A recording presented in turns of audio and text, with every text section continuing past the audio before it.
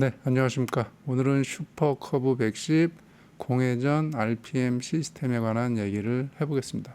오늘 내용은 좀 살짝 난해할 수도 있어요. 천천히 따라오시면 다 이해가 될 겁니다. 이 슈퍼커브가 이 스크류로 공회전을 수동 조절하는 방식인데 어떤 분이 질문을 주셨어요. 그러면 얘는 아예 이 공회전을 자동 조절하는 이 액추에이터가 없냐? 전자제어 방식인데 자동 조절하는 액추에이터가 없냐? 이렇게 이제 물어보신 거예요. 그 다음에 왜 슈퍼커브는 수동 조절하는 스크류를 장착을 했나? 그래서 이 세 개에 대해서 얘기를 해보겠습니다. 예전에 이 슈퍼커브 공회전 RPM 조정 방법 해가지고 이제 영상을 만들었죠. 이 영상을 보고 많은 분들이 이제 RPM을 잘 조정했는데 이 영상을 보신 분이 이제 이렇게 질문을 한 거예요. 공회전 조절하는 액추에이터는 아예 없는 거냐? 뭐 그런 질문을 했는데 그 슈퍼커브가 예전에 처음 초기에 들어왔을 때는 왼쪽에 보이는 이런 방식이었어요. 공회전 조절 액추에이터를 그냥 ISC라고 부를게요. 이 ISC가 100% 조절을 했는데 2018년도부터인가 공회전 조절을 이렇게 수동으로 조절할 수 있는 스크류가 하나가 더 생긴 거예요. 그래서 이 스크류로 공회전 기본 세팅을 이제 하는 건데 결론부터 말씀드리면 그 슈퍼커브 지금 현재 여기에도 공회전 조절 액추에이터가 들어가 있어요. 없는 게 아니에요. 공회전 조절 액추에이터가 있어요. 그것도 있고 조절 스크류도 있고.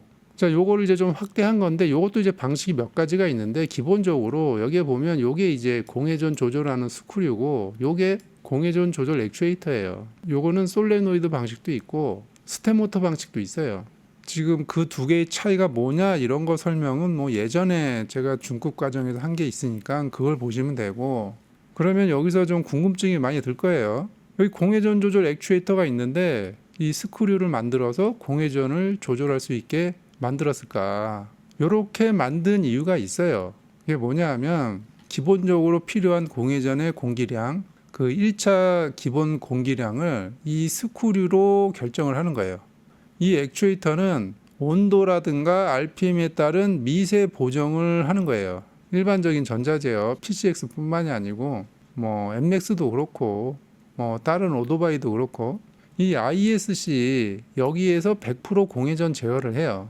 맵 센서랑 공기 온도, 스로틀 포지션 센서, CKP 이런 정보를 가지고 100% ISC가 공회전 제어를 하는 거예요. 그리고 이제 2차 제어 때는 이제 산소 센서가 추가가 되는 거죠. 자, 그런데 이제 스크류랑 ISC가 있는 공회전 제어는 1차 제어를 이 스크류랑 공기 온도 센서, 스로틀 포지션 센서, CKP 센서 이렇게 합쳐서 공회전을 제어를 하는 거예요. 여기도 마찬가지로 2차 제어는 산소 센서가 추가가 됩니다. 얘랑 다른 점이 여기서 하나가 있죠. 얘는 맵 센서가 있는데 여기는 맵 센서가 없죠. 예, 왼쪽에 있는 건 기존 예전 슈퍼커브 방식이에요. 여기 보면 스텝 모터가 있고 공회전 조절 액추에이터가 있죠. 요건 4핀이니까 요건 스텝 모터 방식이에요. 그리고 여기 보면 맵 센서가 있어요. 근데 2018년식 이후에 들어온 거는 여기 보면 맵 센서가 없어요. 맵 센서가 없습니다. 네, 요거는 이제 전체 회로도인데 여기에는 이제 패스트 아이들 솔레노이드 밸브, 여기 이제 공회전 조절 밸브예요. 여기 ECM에 보면 맵 센서 신호가 들어오는 게 없어요. 스로틀 포지션 센서 있죠. 공기 온도 센서 있고, 그 다음에 연료 펌프, 그 다음에 여기 알터네이터, 여기 CKP 센서, 요건 이제 기어 포지션, 요건 이제 스타트 모터, 인젝터, 여기는 점화 코일, 여기는 엔진 오일 온도 센서. 맵 센서가 없어요. 그러면 맵 센서가 없으면 안 좋은 게 아니냐. 그 맵 센서가 어떠한 일을 하는지 중급 과정에서 다 설명을 드렸죠. 압력의 변화를 이용해서 공기의 양을 간접 측정한다. 네, 이 공기의 양으로 연료 분사량을 계산한다. 이렇게 설명을 드렸죠. 이 맵 센서는 대기의 압력도 측정하면서 공기의 양도 측정을 하는 거예요. 그 여기서 이제 맵 센서가 없기 때문에 서비스 매뉴얼에 보면 이런 항목이 있어요. 사용자의 고도에 맞춰서 세팅을 하는 게 나와 있어요.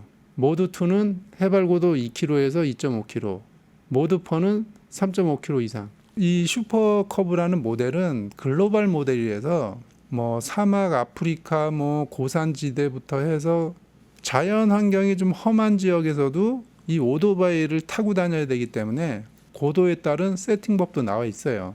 이제 수동으로 설정해야 되는 거죠. 고도가 높아지면 단위 부피당 공기 밀도가 감소되고, 공기 밀도가 감소가 된다는 거는 산소 개수도 같이 감소되는 거예요. 그러니까 이제 연료를 보정을 해줘야 되는 거죠. 어떻게? 산소 개수가 줄어든 만큼 연료량을 줄여야 되는 거예요. 그러니까 이건 우리나라에는 해당 사항이 없습니다. 여기 모두 원에 세팅이 돼서 다 출고가 될 거예요. 우리나라 도로에서 갈 수 있는 지역들은 다 2km 이내예요. 그래서 요거는 설정할 필요가 없어요. 여기에 해당 사항이 없습니다. 그러면은 ISC가 하나로 100% 제어하는 것과 그 스크류로 같이 조절하는 방식, 왼쪽에 있는 게 일반적인 형식이에요. 메인 공기 통로가 있고 그 다음에 바이패스 통로가 이렇게 있는 거, 그리고 이 바이패스 통로에 ISC 밸브가 공기의 양을 조절하는 방식, 이게 이제 가장 일반적인 형태인데, 오른쪽에 있는 그림이 스크류가 따로 있는 방식. 그러니까 딱 이렇게 생긴 건 아닌데 이 그림이 이해하기가 가장 좋을 것 같아서 이 그림을 제가 가지고 왔어요. 자, 위쪽이 ISC 밸브, 여기가 스크류가 있는 거예요. 스크류. 여기서 이제 두 바퀴 풀고 하고 하는 거예요.